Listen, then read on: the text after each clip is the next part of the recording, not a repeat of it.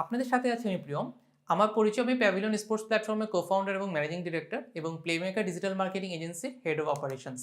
বিগত 8 বছরের বিজনেস ডোমেইনে বা ডিজিটাল অ্যাটমসফিয়ারে থেকে আমার যেসব এক্সপিরিয়েন্স বা লার্নিং হয়েছে তা শেয়ার করবো আপনাদের সাথে, গল্প দিয়ে, বিভিন্ন উদাহরণ দিয়ে।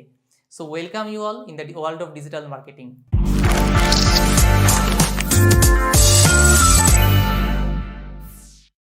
স্বাগতম সবাইকে।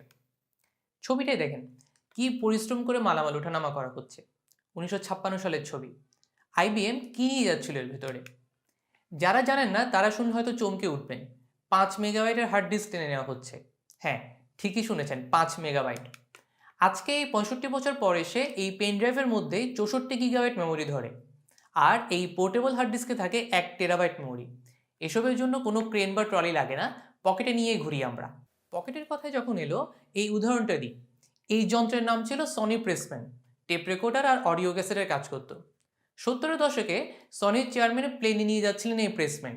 ভারী ছিল বলে হাতে নিয়ে যেতে কষ্ট হচ্ছিল, পকেটেও রাখা যেত না সাইজের জন্য। তার ইনস্ট্রাকশনেই পকেটে নিয়ে ঘুরে গান শোনার জন্য বের হয়েছিল এই সনি ওয়াকম্যান। গানের জগতে রীতিমতো বিপ্লব আর হইচই নিয়ে দিয়েছিল এই ওয়াকম্যান। 20 বছর ওয়াকম্যান রাজত্ব করার পর 2001 সালে আসলো অ্যাপলের এই আইপড। আর এক দফা বিপ্লব হলো মিউজিক ইন্ডাস্ট্রিতে। আগের মতো ক্যাসেট পাল্টানো ঝক্কি নেই, একসাথে 1000 গান ধরে, এখানে কি বিশাল ব্যাপার ছিল। এরপর ধাপে ধাপে আইপডও নেই, এখন স্মার্টফোনের মাধ্যমে গান রাখা যায় অনেক। কেন আর একটা আলাদা ডিভাইস নিয়ে ঘুরবো আমরা? এখন আবার ক্লাউডের যুগ। মিউজিক স্ট্রিম করে শুনি আমরা স্পটিফাই বা সাউন্ড ক্লাউডে, মিউজিক ভিডিও স্ট্রিম করি ইউটিউব, ভিমিওতে। পিসি বা মোবাইলে স্টোরেজ খরচা করে গান রাখার প্রয়োজনীয়তা এখন প্রায় নাই বললেই চলে। একসময় তুমুল জনপ্রিয় টেলিভিশনে জায়গা করে নিচ্ছে Netflix, Hulu, Disney plus, Amazon প্রাইমের মতো স্ট্রিমিং সার্ভিস। ভার্সিটি ক্যাম্পাসে গিয়ে বিক্রি করা হতো এনসাইক্লোপিডিয়া। ঘরে ঘরে একখানা অমন ঢাউস বই রাখাটাও ছিল ফ্যাশন। উইকিপিডিয়া আসার পর সেই বইয়ের এখন উইপোকার পেটে যাওয়ার দশা। আর সিধু যেটা হয়ে গুগল তো আছেই। প্রিন্ট কপি বইয়ের বদলে এসেছে ইবুক, আর বই পড়ার জন্য কিন্ডেলের মতো আলাদা ডিভাইসও বের হয়েছে। আর অনলাইন এডুকেশন তো আছে পাশাপাশি। চিঠির বদলে যোগাযোগের মাধ্যমে এখন মেসেঞ্জার, হোয়াটসঅ্যাপ, ইমো, ভাইবার।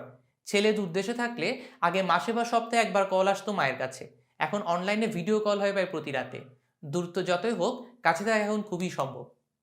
ট্র্যাডিশনাল সিস্টেম থেকে ডিজিটাল কনভার্সন তো বললাম, আবার ডিজিটাল মিডিয়াও প্রতি 5 বছর পর চেঞ্জ হচ্ছে হুটহাট করে। স্মার্টফোন আর ইন্টারনেট পুরোদমে হাতের মুঠোয় আসার পর কত কিছু রিপ্লেস হয়ে গিয়েছে ভাবুন একবার। এক স্মার্টফোনই হাঁ করে গিলছে ফ্ল্যাশ লাইট, ঘড়ি, calendar, radio, alarm clock, calculator ইত্যাদি। আবার camera, video games console, landline phone, DVD, news paper, photo album, map, notebook, Walkman, phone বুক, কম্পাস সবই অবসলিট হয়ে যাচ্ছে কম বেশি। কলেজ লাইফে থাকতে গানের লিরিক্স লিখে লিখে 2টা খাতা ভরিয়ে ফেলেছিলাম। খাতা 2টা আছে এখনও, কিন্তু দেখলে হাসি আসে। এখন একটা গুগল সার্চ দিয়ে পুরো লিরিক্স পাওয়া যায়। কেউ আর হয়তো এখন এমন করে খাতায় লিরিক্স লিখে রাখে না। প্রিয় প্লেয়ারদের ছবি পেপার কাটিং করে জমাতাম, এখন হয়তো পিসি বা মোবাইলের ফোল্ডারে ডাউনলোড করে রাখে কিশোররা। 15 বছর আগেও কে ভেবেছিল নিজের একান্ত পার্সোনাল রুমে অন্য কাউকে থাকতে দিবি লোকজন, তাও রেগুলার বেসিসে। এয়ারবিএনবি সম্ভব করে দেখলো সেটাকেই। মনোপলিস্টিক ইকোনমি থেকে সরে এসে এখন শেয়ার ইকোনমির যুগ। শেয়ার ইকোনমি বলতে নিজের ট্যাঞ্জিবল এবং ইনট্যাঞ্জিবল প্রপার্টি আরেকজনের সাথে শেয়ার ব্যবহারকে বোঝায়। রাইড শেয়ারিং এবং কার শেয়ারিংয়ের জন্য উবার, পাঠাও, জোবাইক আছে, কোওয়ার্কিং স্পেস আছে এরকম। ইবে বা ক্রেগলিস্টের মতো প্ল্যাটফর্মে সেকেন্ড হ্যান্ড জিনিসই বিক্রি হয় বেশি। কিকস্টারের মতো ক্রাউড ফান্ডিং প্ল্যাটফর্ম আছে। অ্যাপার্টমেন্ট রেন্টিংয়ের জন্য এয়ারবিএনপির এক্সাম্পল দিলাম একটু আগে। সাথে আমাদের সব lifestyle are going digital. Grocery লাগবে, বাসা থেকে বসে অনলাইনে অর্ডার দিতে পারবেন। পেমেন্ট করতে হবে, তাও অনলাইনে বসে করতে পারবেন মোবাইল ব্যাংকিং দিয়ে। মোবাইল রিচার্জও করা যায় ঘরে বসে বিকাশ বা নগদের মতো অ্যাপ দিয়ে। দিনে দিনে আমাদেরকে ক্যাশ হ্যান্ডেল করতে হচ্ছে আরও কম। রেস্টুরেন্ট বা ক্লাউড কিচেনের কোনো খাবার অর্ডার দিতে পারবেন ফুড ডেলিভারি অ্যাপ দিয়ে।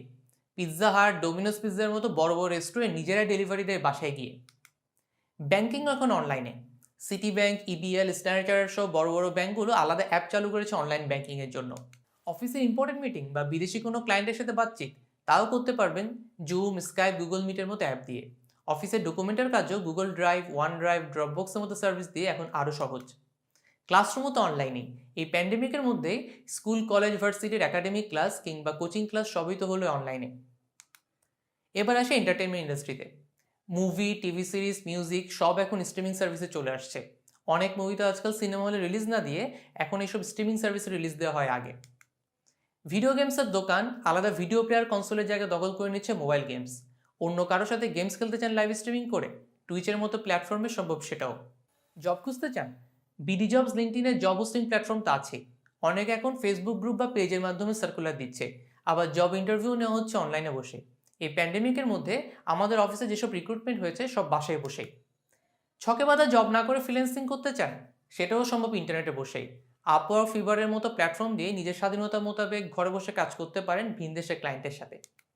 অনলাইন লার্নিং প্ল্যাটফর্মও জনপ্রিয় হচ্ছে আগের চেয়ে অনেক বেশি। অন্য এক্সাম্পল কেন, এই ভিডিওতে দেখছেন অনলাইন লার্নিং প্ল্যাটফর্মের কল্যাণে। অনলাইন শপিং এখন আগের যে কোনো সময়ের চেয়ে অনেক বেশি পপুলার। ফেসবুক ভিত্তিক অনেক ক্ষুদ্র উদ্যোক্তা তৈরি হয়েছেই, সাথে নামকরা ব্র্যান্ডগুলো জোর দিচ্ছে অনলাইন সেলসের উপর। আর কোনো প্রোডাক্ট কেনার আগে গুগল করে সেই প্রোডাক্টের রিভিউ যাচাই করতে চাই আমাদের। অনলাইনে অ্যাম্বুলেন্স সার্ভিস, ডাক্তারদের সাথে online appointment, telemedicine service, online pharmacy সবই ধীরে ধীরে গ্রহণযোগ্যতা পাচ্ছে আমাদের দেশে। এই যে এত ডিজিটাল সার্ভিস বা ডিজিটাল কমোডিটির কথা বললাম, প্রতিটাই কিন্তু আলাদা আলাদা সব বিজনেস, এবং একটা বিজনেসের জন্য মার্কেটিং প্রমোশন তো লাগবেই। এই ডিজিটাল লাইফস্টাইলে অভ্যস্ত হয়ে যাচ্ছি আমরা। এর মানে লোকজন আগের চেয়ে অনেক বেশি ডিজিটাল প্ল্যাটফর্মে সময় দিচ্ছে। তাই বিজনেস বা সেলস পারপাসে ডিজিটাল মার্কেটিংও ইম্পর্টেন্ট হয়ে যাচ্ছে দিনে দিনে। লোকজন যেখানে বেশি যাবে বা যেখানে বেশি সময় ব্যয় করবে, মার্কেটিংও তো সেখানে বেশি বেশি করতে হবে। এটাই সবচেয়ে সহজ কথা। তো এই ডিজিটাল মার্কেটিংয়ের মধ্যে কী কী বিষয় আছে? Social media marketing, search marketing, display marketing, affiliate marketing, email marketing, app marketing, content marketing ইত্যাদি এই ডিজিটাল মার্কেটিংয়ের মধ্যে আছে।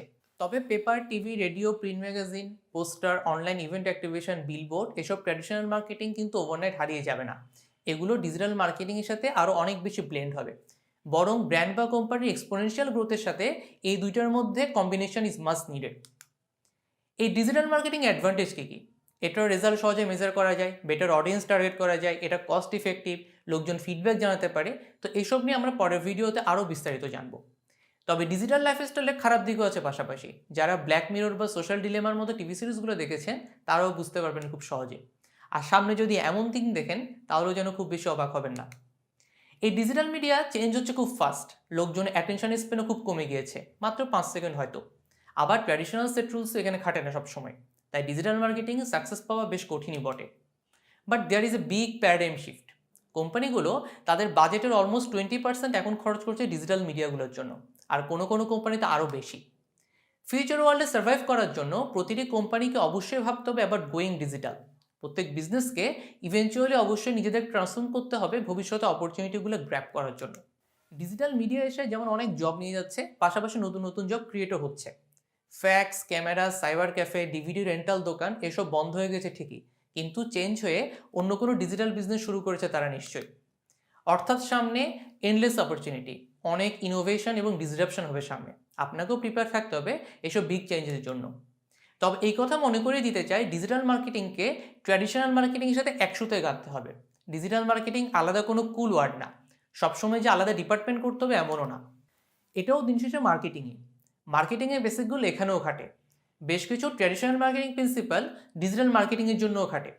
সে সপ্তাহে জানতে হবে, এসব না জেনে ডিজিটাল মার্কেটিং করতে যাওয়া সাঁতার না জেনে পানিতে নেমে যাওয়ার মতোই। মনে রাখবেন, ডিজিটাল মার্কেটিং করে দিন শেষে আপনি মানুষের কাছে, অর্থাৎ আপনার টার্গেট কাস্টমারের কাছে পৌঁছাতে যাচ্ছেন। এই মানুষ বা এই কাস্টমাররা কিন্তু আগে ট্র্যাডিশনাল মার্কেটিংই কাস্টমার। তাদের ডিসিশন মেকিং প্রসেস বা কনজিউমার বিহেভিয়ার সে একই।